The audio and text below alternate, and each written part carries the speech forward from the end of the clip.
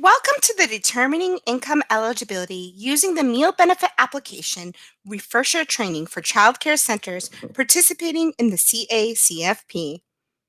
The objectives of today's training are to review income eligibility in the CACFP, review the determination process of income eligibility using the Meal Benefit Application, and to identify key reminders for determining income eligibility.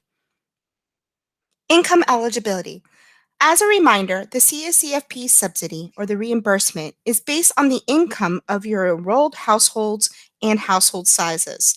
This is called income eligibility. Remember, the CACFP reimbursement is a federal reimbursement, which means if you're claiming a meal, you have to make sure that you're following all CACFP regulations. Each household will have an income eligibility that will fall into one of three categories. The categories are free, reduced, or paid. Each category provides a reimbursement to the agency, with free being the highest and paid being the lowest.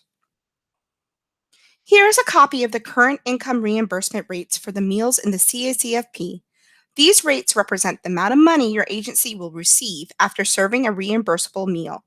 A reimbursable meal is a meal that meets the CACFP meal pattern requirements. Remember, the CACFP is meant to be a supplement, and these rates are not meant to cover your total cost.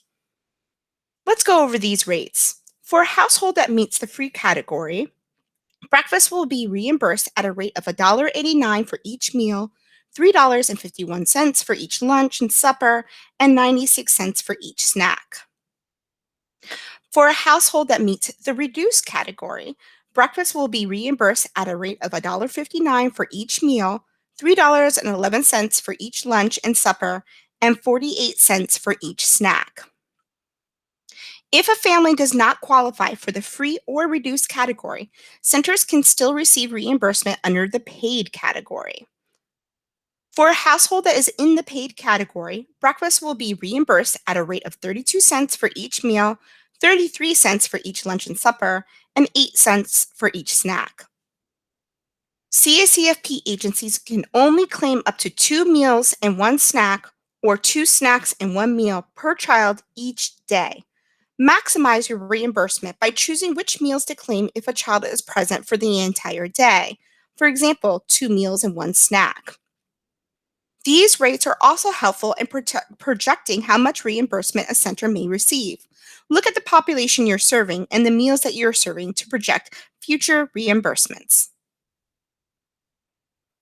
For any child claimed in the free or reduced price category, the agency must have eligibility documentation on file. The primary way to determine which category households belong to is by using the Meal Benefit Application, or MBA. Households are encouraged to complete this form to the best of their abilities so that the center can determine which category they belong. The MBA packet should be given to all households and cannot be given to just the households the staff believes qualify.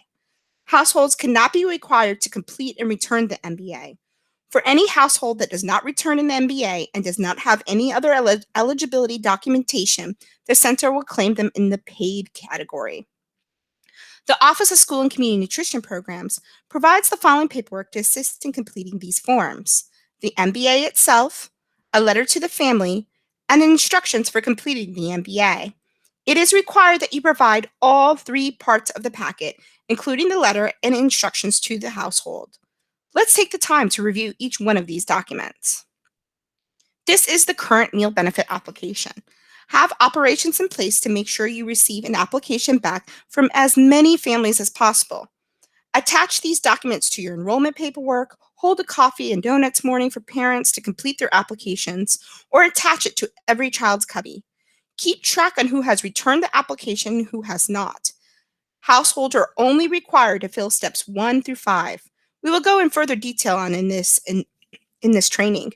Any household who does not have any MBA on file will automatically be determined at the paid rate. Every MBA is confidential and should follow standard confidential requirements. Once determined by the center, the MBA is good for 365 days. The household letter. The household letter explains why you're collecting the information, the advantages of providing better quality foods, and how confidentiality will be maintained. Instructions. The instructions provide households step-by-step instructions on how to complete the MBA. Let's now check into a situation you may encounter while collecting the MBAs. The Candor family feels very uncomfortable about sharing their financial information and does not want to complete the meal benefit application. You explain that all the information is confidential, but they still have not returned the meal benefit application. What should you do? Children who do not have an MBA or other eligibility documentation on file must be claimed at the paid rate. All right. Once the MBAs are collected from your families, it is now time to determine the MBA. Use the MBA Reminders job aid as you go through the application. This job aid has important reminders to consider at each step of the application. These reminders are meant for center use only. As a reminder, we'll go through every step to ensure your families have completed the application correctly and that you can correctly determine the eligibility for that household. Make sure you have the current year's application. Make sure all children from the household enrolled in the center are listed. If a child listed is a foster child, homeless, migrant, a runaway, or in a Head Start, early Head Start, or even Head Start, then these children are categorically eligible for free meals. In step 2, if any household members are receiving temporary cash assistance or participating in the Maryland SNAP, they are categorically eligible for free meals. Families who are categorically eligible for free meals need to add a case number. Then skip to step 4 and sign and date the application. Centers can then easily determine the application is free, categorically eligible at the bottom of the application. If a family member does not meet the requirements to be categorically eligible for free meals, the family must list all household members, including children, and list all the income they receive from work, child support, alimony, public assistance, pensions, retirement, or any other additional income. The person filling out the application must then total the number of households and then add the number here. Then they list the last 4 of their Social Security number, or check the box if they do not have a Social Security number. This form is not complete without this information. Once all income has been listed and family size is calculated, the parent guardian must sign and date the application. This form is not complete without this final step. All fields must be completed, even if there is an income of 0. Centers should not assume for households in the case that there are blanks. From here, it is the center's responsibility to determine if the family is in the free, reduced, or paid category. This section of the MBA must be completed by the center staff in order to determine the child's eligibility. If they're not categorically eligible, you'll need to compare the income listed on the MBA with income eligibility guidelines to determine which category of reimbursement the center will receive for each of the child's meals. The income eligibility guidelines, which I will call IEGs from here forward, change every year on July 1st, so to make sure they have the most current version. Income should be listed in whatever frequency family members are paid. If all household income listed is on one frequency, for example, only yearly, only monthly, only twice per month, or every 2 weeks, you can easily refer to the IEG chart to see if the child should be claimed in the free, reduced, or paid category. Notice that hourly is not listed on the form, since this is not a frequency that they receive a paycheck. If there are more than one type of income listed with different frequencies, an example, one parent gets paid weekly and then the other twice a month, you must convert each of them to annual income using the conversion formulas on the MBA. Once they are both converted to annual, add them together and then use the yearly column on the IEG to determine which category they fit into. Let's take a look at how to use the IEG chart. You'll notice that it only lists 2 of the 3 eligibility categories, free and reduced. Don't worry, it still has all the information you'll need to determine which of the 3 categories is correct for the MBA. If the income that is less than the amount listed in the free meal categories, they should be determined in the free category. Income that falls between the amounts listed in the free meals and reduced price meals columns should be determined in the reduced category. Income that is more than the amount listed in the reduced price meals columns should be determined in the paid category. Let's take a closer look. The first step is to find the household size. In this example, the household size is 5. Let's make sure you look in the correct column. In this case, we need to use the monthly columns. Here's how to compare the income to the IEGs. If the total monthly income is less than 3,324, as you see in the red box, determine the MBA in the free category. If the total monthly income is between 3,324 and 4,730, as you see in the green box, determine the MBA in the reduced category. If the total monthly income is more than 4,730, as you see in the blue box, determine the MBA in the paid category. Remember, whether the income on the MBA is less than, between, or more than the numbers on the chart determines the eligibility category. Here's another example. In this case, all the income listed was yearly, or we annualized the incomes on different frequencies. Now let's see how to compare the income listed on the MBA to the IEGs. First, find the row with the correct household size. In this example, the household size is 4. Let's make sure you look in the correct column. In this case, we need to use the yearly columns. If the total yearly income is less than $34,060, as you see in the red box, determine the MBA in the free category. If the total yearly income is between $34,060 and $48,470, as you see in the green box, determine the MBA in the reduced category. If the total yearly income is more than $48,470, as you see in the blue box, determine the MBA in the paid category. Remember, whether the income on the MBA is either less than, between, or more than the numbers on the chart determines the eligibility category. In the next few examples, we will practice using the income eligibility guidelines to determine what category to determine each household, either free, reduced, or paid. In this example, a family of 3 makes $1,100 twice per month. The first step is to find the household size. In this example, the household size is 3. Then find the twice per month column under the free meals. If a family of 3 has an income of $1,100 twice per month, that is less than 1,177. So that family will be determined in the free category, and all meals for the children listed will be claimed at the free reimbursement rate. Let's look at another example. A family of 4 has an income of $670 weekly. Find the household size, which is 4, and look for the weekly column under free meals. 670 is not less than 655, so the family is not eligible in the free category. Let's see if they would be eligible for reduced category. Find the column weekly under reduced price meals and look across for a family of 4. 670 is between 655 and 933. So this child's meals will be claimed at the reimbursement rate.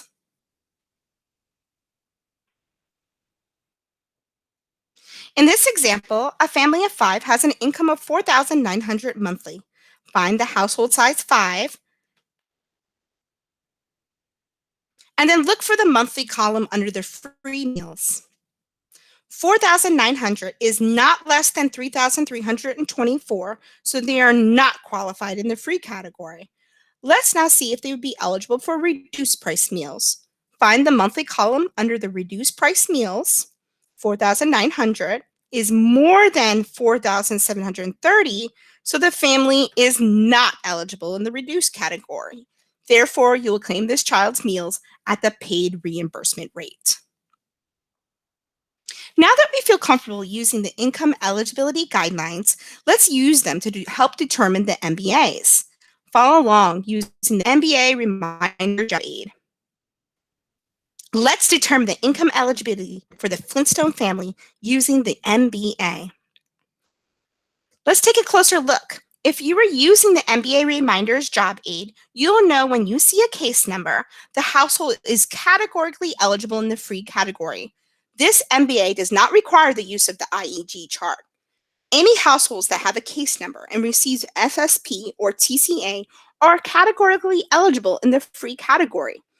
If a household fills out step 2 with a case number, then the household can skip down to step 4. Make sure that the household is signed and dated the application in step 4, and then go to step 5 to determine the application. For this MBA, check off the eligibility for free and categorically eligible and sign the date in the application. Great job, you have determined this MBA. Here's another special circumstance that you may encounter with your MBAs. The monthly child care invoice detail report has arrived. There are several students on the report who have a TCA next to their name. How can you use this information to determine eligibility? Children on the report with PCA code of TCA are automatically eligible for free meals. Children on the report with PCA code of non-TCA or TCC will need a current MBA to determine their eligibility. If you use this method to determine a family's income eligibility, please keep a record of this with your MBAs. At your compliance visit, you'll need to provide this information along with your determined MBAs for review. Using the MBA reminders in the IEG chart, let's help determine the PIG family's income eligibility. The PIG family is a family of 4 with an income of $1,200 every 2 weeks. $1,200 is less than $1,310, so this family will be determined as free. Once the category is determined, the bottom part of the MBA needs to be completed by the center staff. Write in the total income for the family, check the frequency, and add the eligibility category. Do not forget to sign and date the application. If any of these steps are not complete, the application is incomplete. The MBA is now valid for 1 year, and you can begin claiming meals for that child under that eligibility code. It is recommended to have a person double check the math to make sure the eligibility was correctly determined. All right, again, using the MBA reminders and the IEG chart, let's determine the Tiger family's eligibility. This family of 4 makes an income of $46,000 per year. 46,000 is not less than 34,060, so they're not eligible in the free category. However, 46,000 is in between the designated free and reduced price incomes, so this family is eligible for reduced meals. Once the category is determined, the bottom part of the MBA needs to be completed by the center staff. Write in the total income for the family, check the frequency and the eligibility category, and do not forget to sign and date the application. Again, if any of these steps are not complete, the application is incomplete.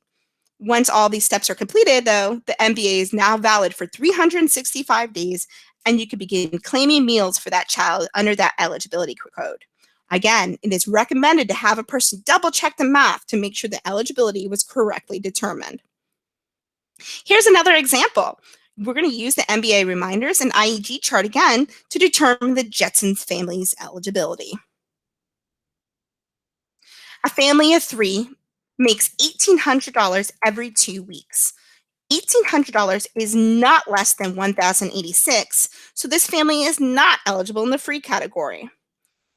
$1,800 is more than $1,546, so this family is not eligible in the reduced category. Therefore, this family is in the paid category. Once you have determined the eligibility, write in the total income, check off which frequency and eligibility category, and sign and date the application. Great job! All right, here's one last one. Using the MBA reminders and IEG chart, let's determine the Adams family eligibility. Just a few reminders.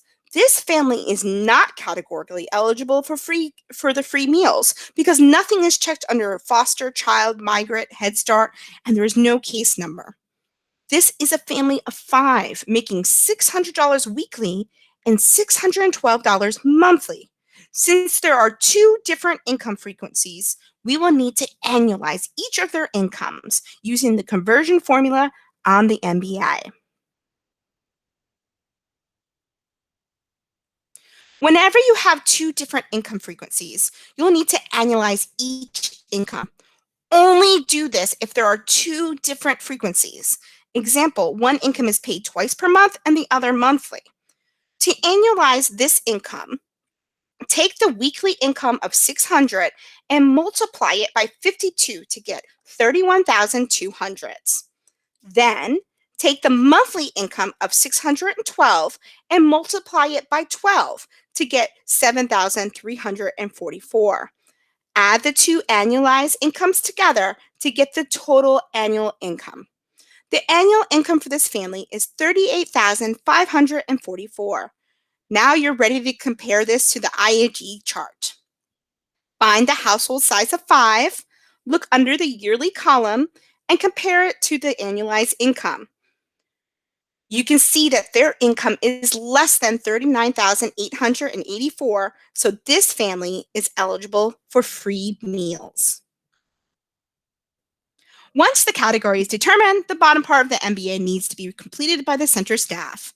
Write in the total income for the family, check the frequency and the eligibility code, and do not forget to sign and date the application.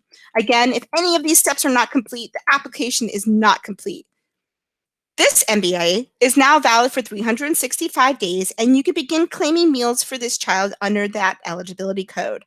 Again, it is recommended to have a person double check the math to make sure the eligibility was correctly determined. Great job! You now know how to complete income eligibility. Let's go over some additional requirements and situations. Here's another special circumstance that you may encounter with your MBAs.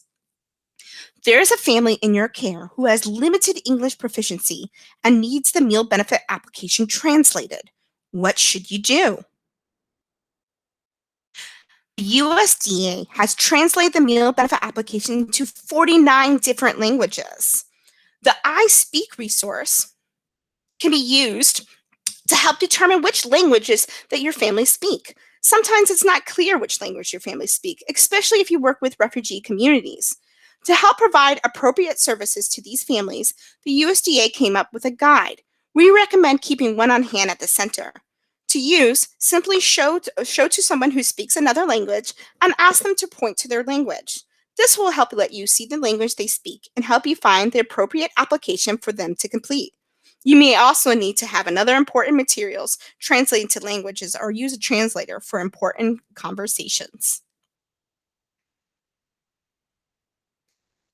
At the FNS website, here are all the translated applications, meal benefit applications available for you. Again, if you're unsure, definitely use the I Speak resource.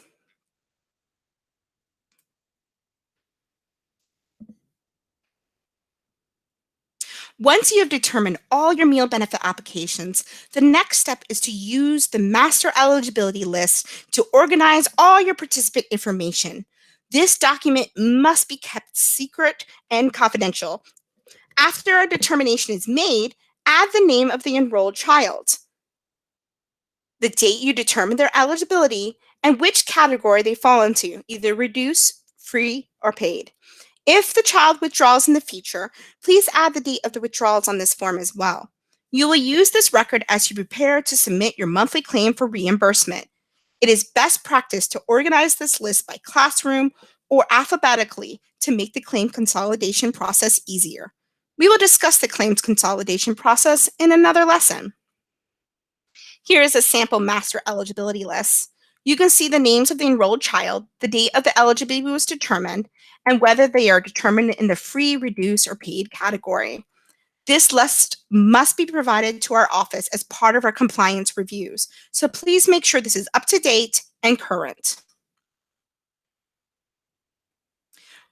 For-profit agencies must meet eligibility requirements before they can submit claims.